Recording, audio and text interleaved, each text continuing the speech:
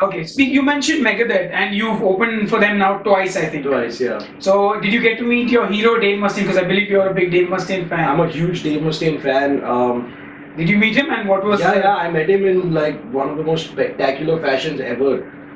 So this is the first time when we were opening for Megadeth in Delhi. I forget where we were staying. I think we were put up in the same hotel as Megadeth, Crown Plaza, I think, in Noida. And we reached the venue. We reached the hotel. We got our card keys and everything. And then the guys, it was done by MTV Extreme. So the guys from Extreme came and they were like, "Oh, there's a press conference happening and you need to go." And some chick actually walked up to Sunny and said, "Ki, I want the band to play an acoustic set for Megadeth." And Sunny lost his shit. He's like, "Pagal hai kya ye? What kind of nonsense is this? Fuck this." And Sunny just lost his shit. And Aaron was like, no, bro, please, bro, please, let's just play. Because Aaron works for MTV, so he was like, but like, I want to show up. And Sunny was like, fuck off, it's not happening. I was also like, fuck this. But Aaron came and he pleaded, please. So eventually I said, chal, theek hai, fuck it. So me, Kanti and Charan took our guitars down. And there was this nice little chotu sa Fender stage made. And there was a stage for the press conference where Megadeth would sit and like, they would walk and Providence would be playing. And in that moment I realized, fuck, ye kya chutiagiri hai, dude, ye main nahi kar raha. So I packed my guitar and I was like, bro, tere ko bajane ka hai to baja le to Charan and Kanti, but ye main nahi kar raha. And I walked off from there. And Aaron was still like, please do, aisa kyun kar raha hai, bajana. I was like, fuck off, like, dur ja mere se, like, don't come near me with these silly requests. And then Charan and Kanti started playing. I have no clue what they were playing, but they started playing some random shit. And somewhere between that random shit, they both hit that, you know how it is when you're jamming, you can keep playing anything, but after 2-3 minutes, you both hit something and like the entire band will jump into something and you can progress from there. So that happened between Kanti and Charan, and they started playing just the two of them, and it sounded kick-ass. And then I was like, oh fuck, I should have also played. Why have I popped out? So anyway, Megadeth walks in, they do their interview and they made us stop. So Megadeth is sitting on the stage and all of us are standing right there, and we have a typical heavy metal pose like fuck yeah Megadeth, and we're opening for Megadeth and we're standing there.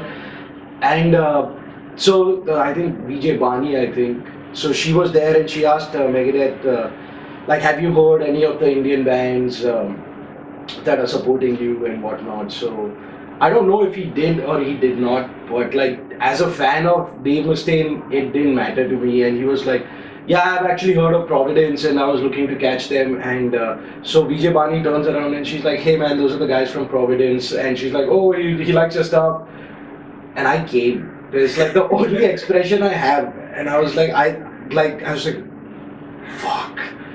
And we're just staring at each other. Aisa hua kya? Dave Mustaine ne aisa bola hai kya? Like, why is he so nice? This is awesome. And then before that could sink in, he turns around and he looks at the band and he says, hey man, I've heard your music, good stuff. And he nods his head in approval.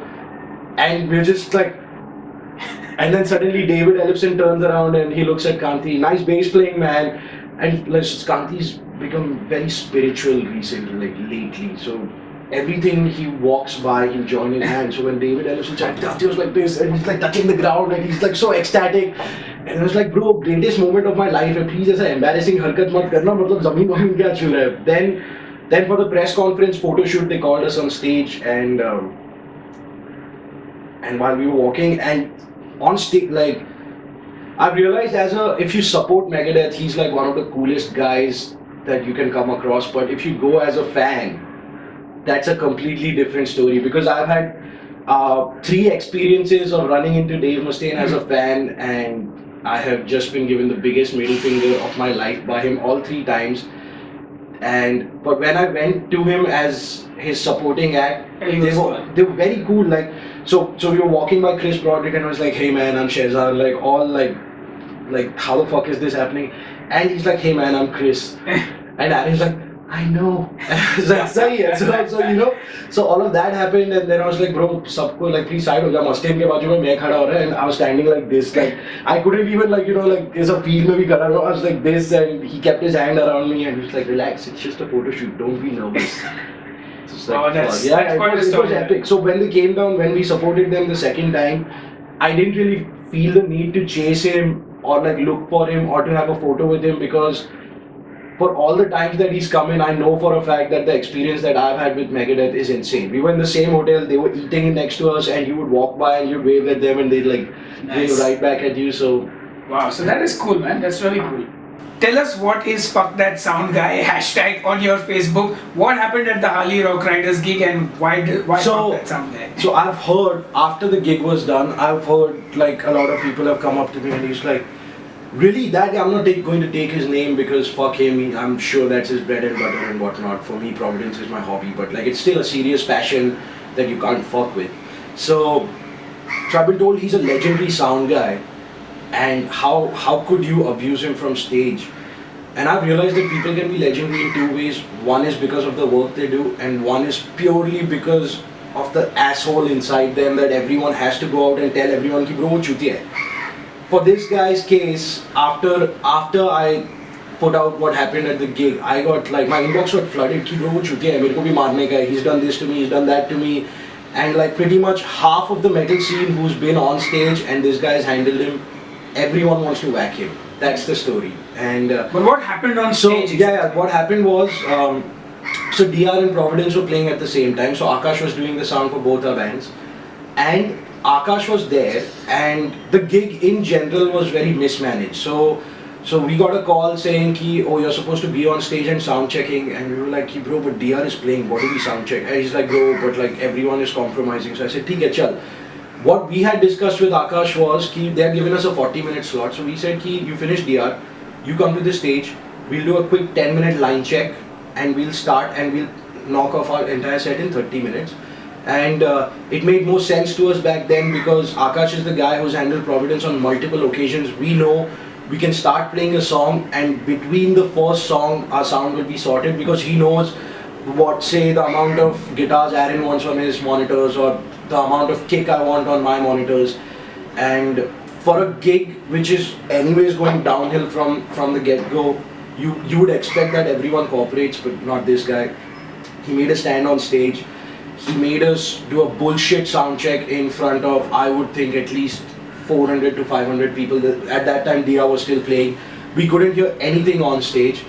When Dia stopped, someone from the crew came up and like, oh, you have to start, you have to start, you have to start. And our 40-minute set while we were on stage was cut to 30 minutes for what I have no clue.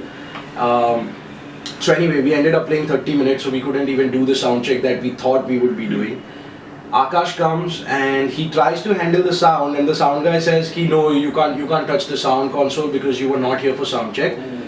And he didn't give the talkback mic to Akash so that he could relay the message to band, and he said, at least let me tell them that, I'm not doing their sound because they can't see me, and they are assuming that I'm on the console, and they are hoping that in between the first song or 1.5 song, everything on stage will be sorted. Yeah. So that guy was such a prick, he didn't give Akash the talkback mic. So Akash wasted 10 minutes coming backstage, telling me on stage that, he's not letting me handle the console. So the first time I asked him nicely, and he says, I'm not going to let that happen because if your sound engineer is handling, he should have been here for the sound check. I said, bro, you know how the gig is going, let him handle the sound.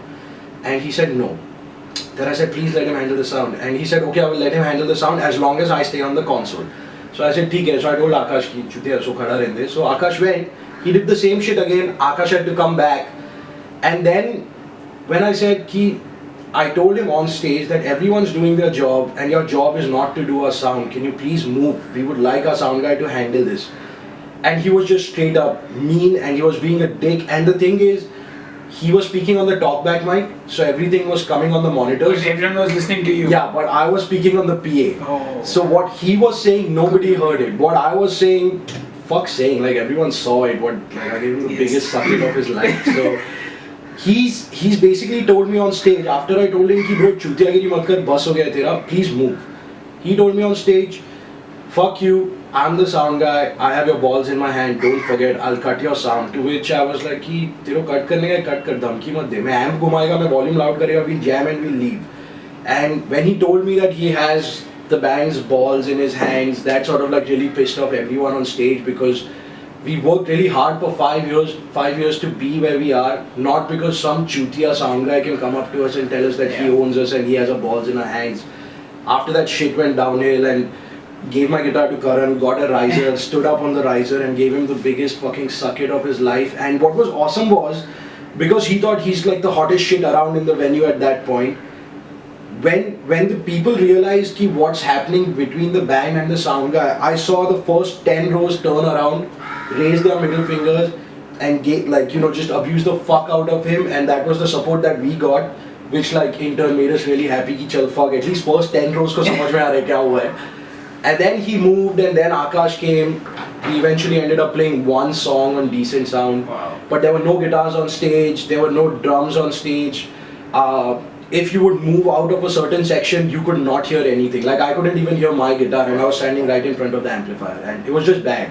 That sounds crazy, man. But somehow, like, power Shit through. happens and you power through. Yeah. That's Providence's motto, power through.